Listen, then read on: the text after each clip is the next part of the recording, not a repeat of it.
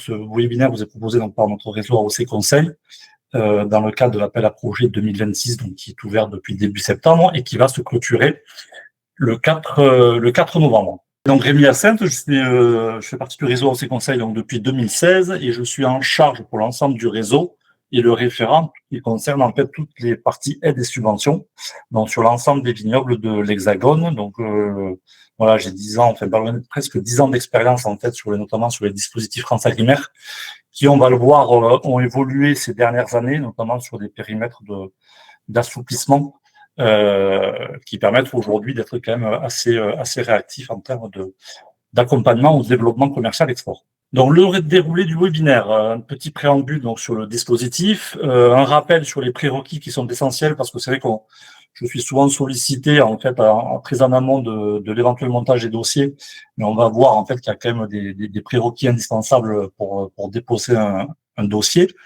On balayera de la façon la plus exhaustive possible en fait les dépenses éligibles, des recommandations de bonnes pratiques par rapport en fait moi à l'expérience qui est la mienne en fait sur les différents dossiers que j'ai pu déposer ou m'approprier les éléments sur ces 9 dernières années. Donc, le préambule, voilà, donc ce dispositif, donc pour rappel pour les gens qui ne connaissent pas du tout le dispositif, donc c'est contrairement à ce qui était le cas par le passé, on est sur des appels à projets annuels. Donc là, on est sur l'appel à projet 2025 pour des dépenses sur 2026 qui devront avoir lieu entre le 1er janvier et le 31 décembre de l'année 2026.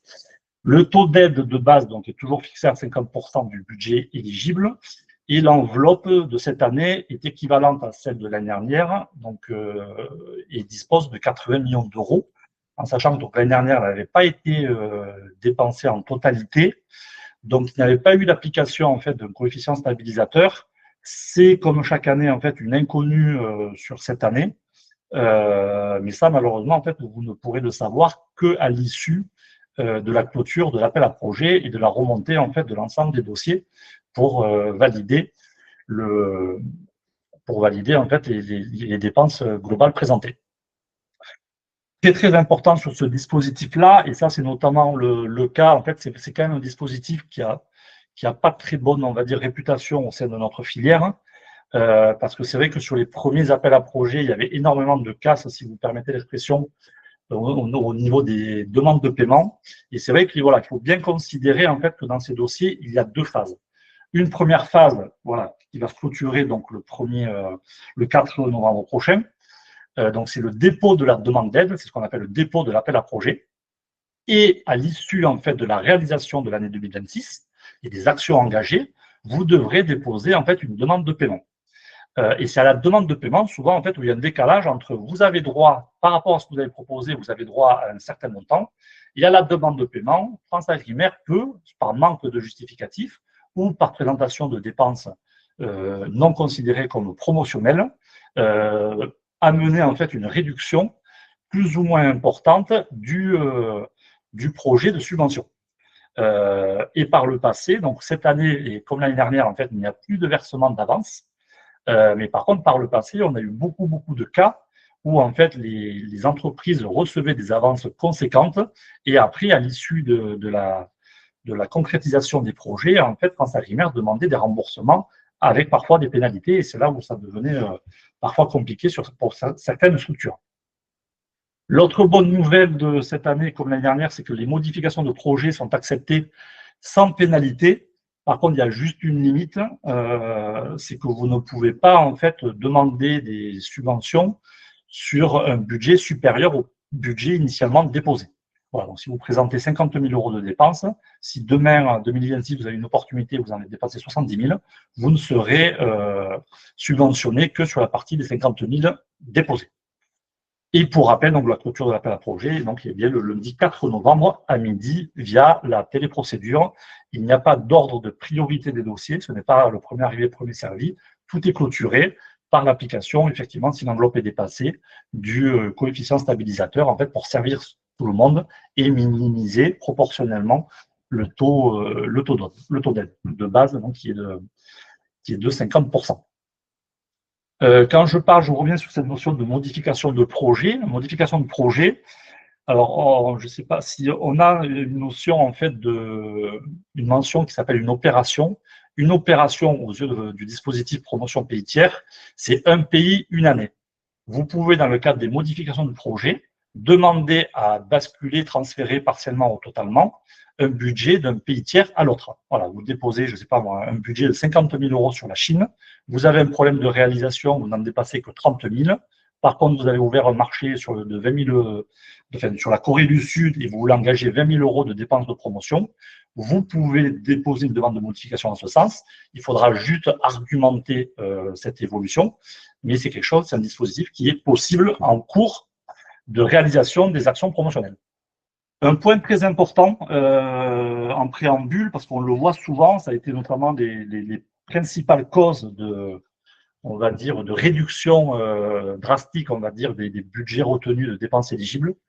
C'est qu'aux yeux de dispositifs, promotion pays tiers, aux yeux de France Agrimaire, aux yeux de l'Union européenne, il est fait la distinction de 3 activités bien distinctes et qui ne rentrent pas toutes en fait dans le dispositif promotion pays tiers. La première étape, notion, activité, c'est la prospection. Prospection, c'est que voilà, vous arrivez sur un marché vierge, vous voulez prospecter, vous développer, ça ne rentre pas foncièrement dans le dispositif promotion pays tiers. Le deuxième activité qui ne rentre pas dans le dispositif promotion pays tiers, c'est ce qu'on attend le suivi commercial, donc tout ce qui est business review, rendez-vous client, visite client, sans activité promotionnelle. Alors, je sais, pour nombre d'entre vous, la frontière, on va dire, entre les activités prospection, suivi commercial et promotion est relativement floue. On va essayer de le détailler par la suite. Il y a un élément sur lequel voilà, les trois peuvent coexistent, cohabitent, ce sont les salons professionnels où il y a une tolérance. En fait, bien sûr, on sait que les salons sont faits pour promouvoir les vins, pour prospecter et pour assurer un suivi commercial. Ce qui n'est pas éligible, en fait, c'est les business reviews, les work with, en fait, où vous allez visiter vos clients, mais il n'y a pas forcément des dégustations pour faire un point, une business review. S'il n'y a pas de justification comme quoi, en fait, cette visite a eu, en fait, une vocation promotionnelle, ça ne sera considéré comme du suivi commercial et donc, ça ne sera pas la dépense, en fait, les dépenses présentées ne seront pas retenues, ne seront pas rendues éligibles. Un rappel rapide sur les prérequis. Donc, toujours les produits concernés par ce dispositif, donc les produits AOP et l'IGP, et également les vins sans IG avec mention de cépage obligatoire. Rappel aussi, parce qu'on pose souvent la question, c'est toutes les dépenses réalisées pour les pays tiers. Donc, tous les salons internationaux, que ce soit Rouen, Paris ou Provence, ne sont pas éligibles. Et donc, toutes les actions, c'est hors UE, donc la Suisse en fait partie, et également le Royaume-Uni depuis peu. Il est important que vous ayez un courant d'affaires dans le ou les pays cibles. C'est ce qui va différencier en fait une notion de prospection par rapport à une notion de promotion. Ce courant d'affaires peut être indirect, c'est-à-dire que aujourd'hui, vous vendez vos vins par un intermédiaire de négociants. Si eux en fait ont un courant d'affaires sur le pays, vous pouvez les accompagner dans le développement promotionnel de vos vins. Les projets présentés doivent avoir un minimum de dépenses de 10 000 euros hors taxe, de dépenses éligibles. On va le voir notamment sur les dépenses éligibles par la suite. Très, très important de présenter des projets cohérents par rapport en fait, à vos ressources financières et humaines. Donc, c'est-à-dire, voilà, ne présentez pas un budget à 100 000 euros de dépenses sur un ou plusieurs pays si vous faites 300 000 euros de chiffre d'affaires. Ça ne passera pas. Alors, c'est pas forcément, votre dossier ne sera pas forcément refusé. Par contre, France Agrimaire, en fait, se réserve le droit de le minimiser, de se dire, voilà, vous avez présenté 100 000 euros, on ne vous retient que 30 000 euros en cohérence, en fait, avec vos capacités financières. L'autre élément, pour rappel, et c'est le plus important, c'est que vraiment, il faut présenter des événements à caractère promotionnel, voilà, ou qui s'en rapprochent fortement. Donc, focus sur les dépenses éligibles. Les frais de transport.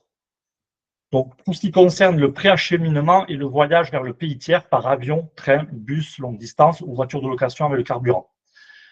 La base de remboursement et la classe économique. Donc, soit elle est justifiée, soit vous les justifiez sur le billet ou la facture, soit vous pouvez la justifier par une attestation si vous travaillez par exemple avec une agence de voyage.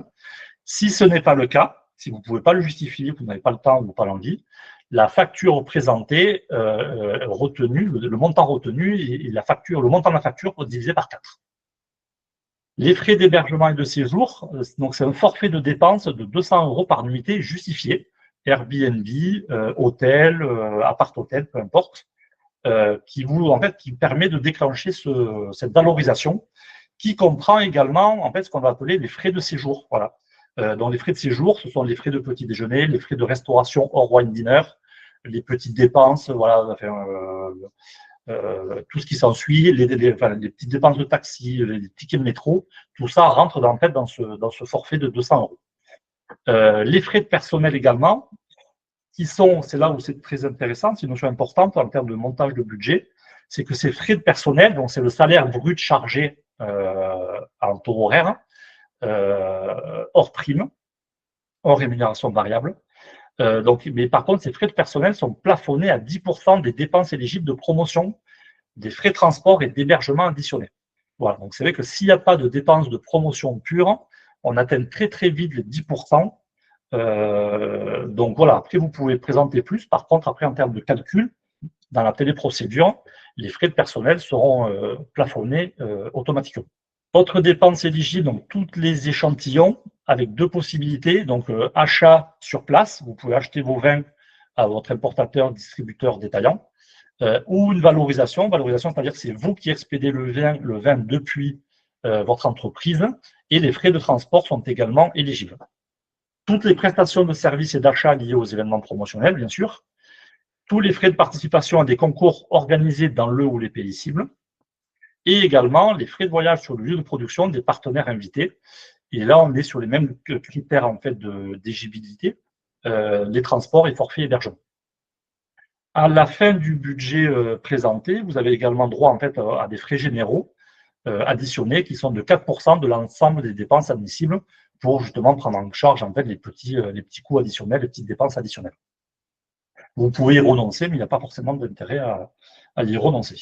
Et point très très important, parce que ça fait partie aussi des clauses, enfin pas des clauses, mais pardon, des cas en fait d'inéligibilité des factures, c'est que toutes les factures doivent être obligatoirement établies en français ou en anglais. Si c'est dans une langue hors français ou anglais, il est impératif de la traduire ou de la faire traduire. Voilà. Sinon, la dépense n'est pas retenue. Autre point important, c'est qu'il est souvent l'amalgame est fait entre les dépenses justifiées. Donc pour ça, en fait, c'est que vous devez justifier l'acquittement des factures. Donc ça, c'est l'attestation globale qui aura lieu à la demande de paiement, attestation formalisée par votre commissaire aux comptes ou expert comptable, tout comme le taux horaire des salariés, donc salaire brut chargé, qui est fourni à l'attestation.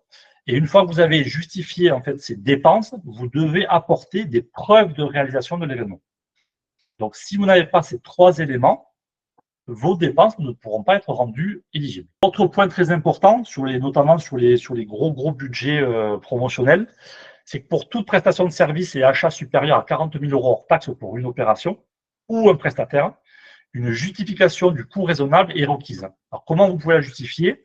La fourniture en fait de plusieurs devis comparatifs, une mise en concurrence officielle et éventuellement des coûts de référence, et notamment le cas en fait pour les salons internationaux, où là en fait il y a des coûts fixés par l'organisateur et sur lesquels en fait vous ne pouvez pas vous faire évoluer la base tarifaire. On arrive maintenant aux bonnes pratiques. Premier constat, premier conseil par rapport en fait à mon expérience et au nombre de dossiers que j'ai pu consulter. Moi, je ne vous recommande pas, alors après, la frontière est à définir, bien sûr, il n'y a que des cas particuliers, mais je ne vous conseille pas de monter des dossiers pour essayer de financer de la prospection et ou du suivi commercial pur. J'ai eu par le passé des entreprises qui disaient, non, moi, je fais 2 tournées clientèle, en fait, aux États-Unis ou ailleurs, donc 2 voyages d'une semaine ou 10 jours. Sauf qu'en fait, en termes de résultats économiques, ça ne marche pas parce qu'en fait, il n'y a vraiment aucune action promotionnelle qui était organisée.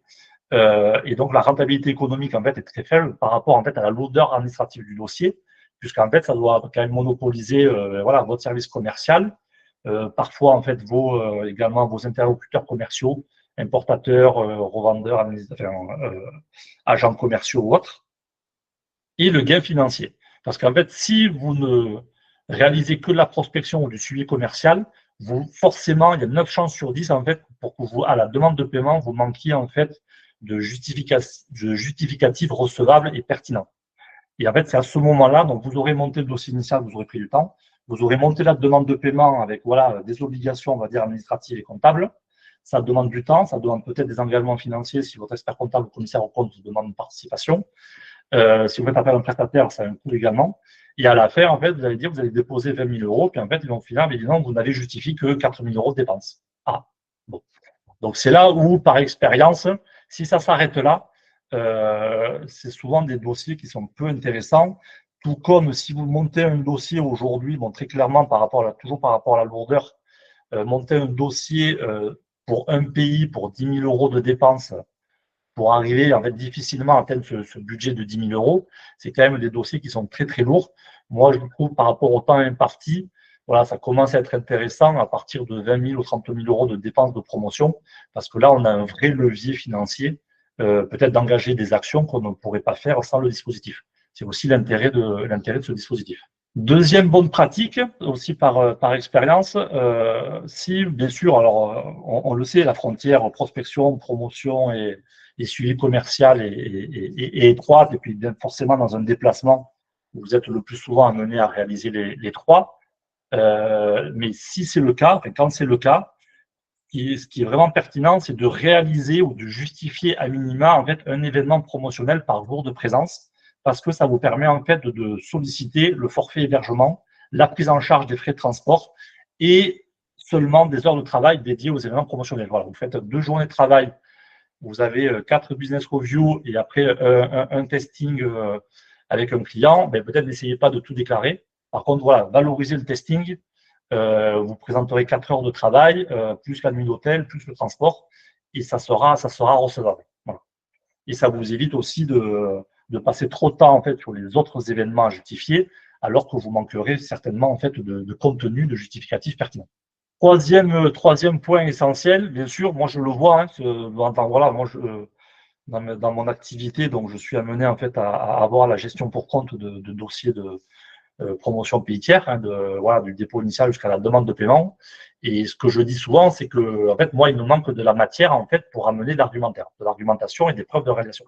Donc, ce qu'il faut vraiment, quand vous partez dans ce dispositif-là, et c'est vraiment une information à communiquer à l'ensemble des parties prenantes, donc c'est-à-dire et voilà, de la direction générale au service comptabilité, au service commercial, au service technique également s'il y a un soutien, et à vos intermédiaires commerciaux, je disais agents, brand ambassadeurs, importateurs, distributeurs, clients final, c'est de maximiser les preuves de réalisation. Alors on sait que des fois il y a des cultures aussi où la prise de photo n'est pas très bien perçue, c'est toujours délicat, mais il faut arriver en fait à recueillir le maximum d'informations. Après en fait vous serez toujours amené à la trier. Donc, les preuves de réalisation, bien sûr, donc c'est les dates et les lieux des événements. Ça, c'est pareil, il faut que ça soit très, très clair. Les 20 mis en avant, et on va le voir après, c'est un élément qui est très, très important. Les supports de communication dédiés à l'événement, ce ne sont pas des supports de communication généralistes liés à l'entreprise. Les éventuels contrats avec les prestataires, brand ambassadeurs ou autres. Les comptes rendus des prestataires, le plus détaillé possible, sur les actions qu'ils ont menées, les actions promotionnelles. S'il y a aussi un travail hors action promotionnelle, on le met, on le quantifie, comme ça, en fait, on l'écarte. Il n'y a pas d'ambiguïté au niveau des prises en charge. Des photos datées et ou légendées, ça c'est très important, on va le voir après, notamment sur les enjeux de photos.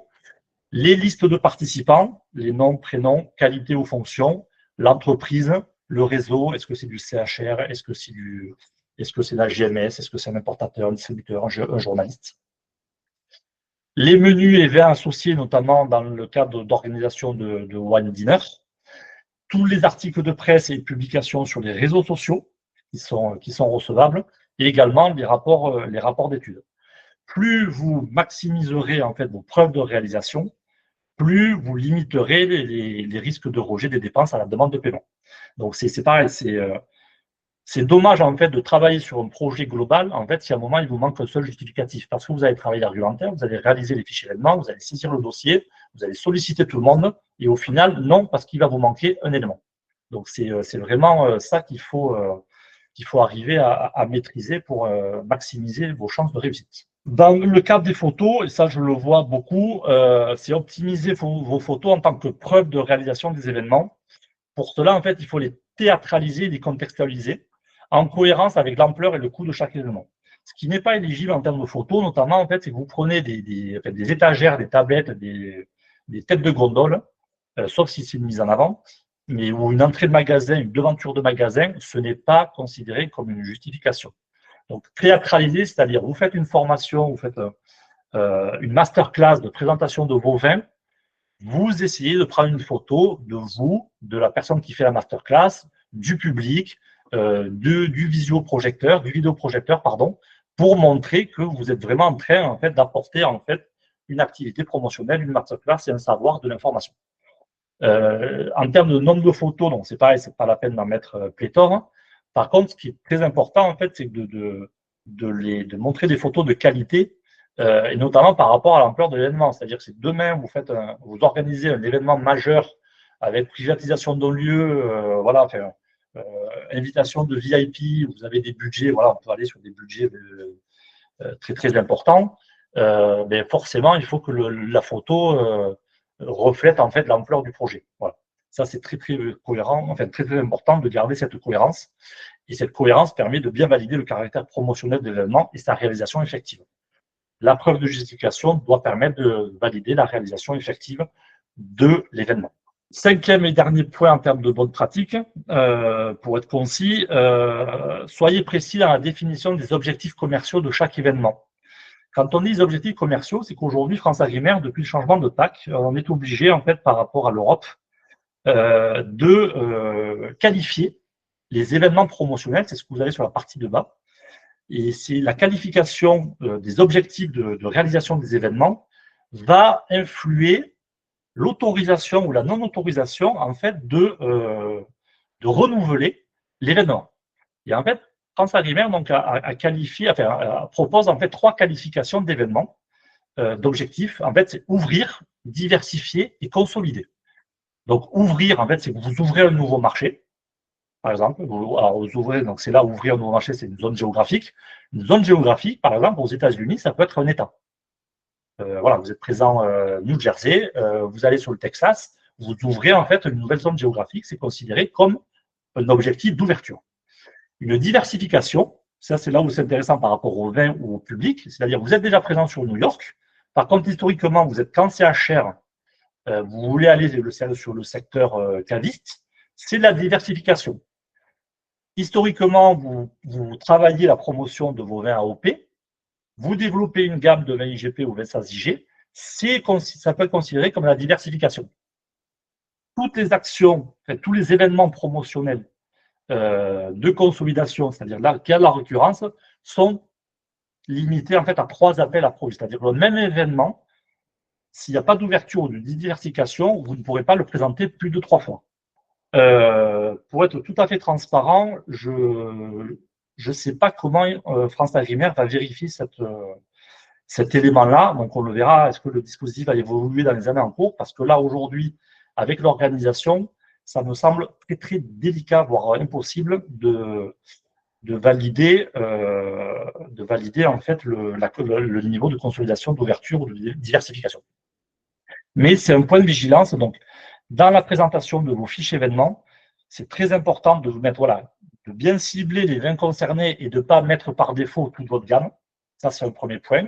D'être le plus précis possible sur les zones géographiques et de ne pas mettre, par exemple, US national, mais de mettre, voilà, tel événement, c'est que pour New Jersey, tel événement, c'est que là, ou que pour quelle clientèle, ou que tel type de circuit de distribution. Autre point important, vous êtes nombreux en fait à recourir à des brand ambassadeurs en prestation de services. Donc les factures doivent être suffisamment détaillées pour être rendues éligibles. Ce qui n'est pas recevable, c'est une facturation sous forme forfaitaire, qu'elle soit mensuelle, trimestrielle ou annuelle. S'il n'y a pas de détail, toute la dépense sera rejetée.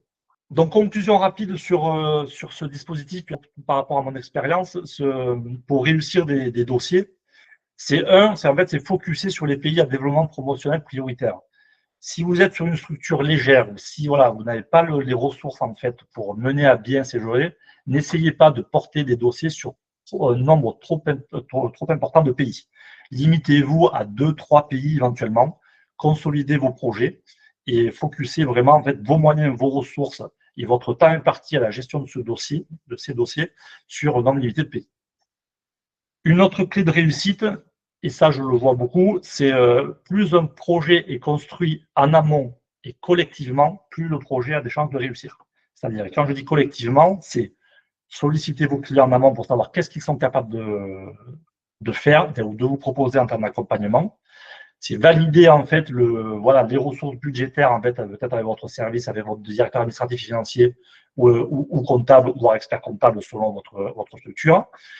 L'équipe commerciale, l'équipe éventuellement ADV et l'équipe marketing, si vous avez une équipe marketing, pour savoir voilà, comment on y va, qu'est-ce qu'on fait, qu'est-ce qui est prévu. Importance aussi de suivre le dossier collectivement, voire de définir un référent ou une référente, en sachant que si c'est le cas, il faut que cette personne en fait ait accès à l'ensemble des informations. C'est très très difficile en fait de gérer ces dossiers s'il y a des éléments qui sont considérés comme confidentiels, et notamment le plus souvent où on a le cas, c'est sur des aspects de rémunération. Mais donc c'est important de définir vraiment quelqu'un qui soit autorisé ou qui le devienne, avec bien sûr des clauses de confidentialité, mais qui puisse approprier l'ensemble du dossier pour le parcourir et le faire vivre.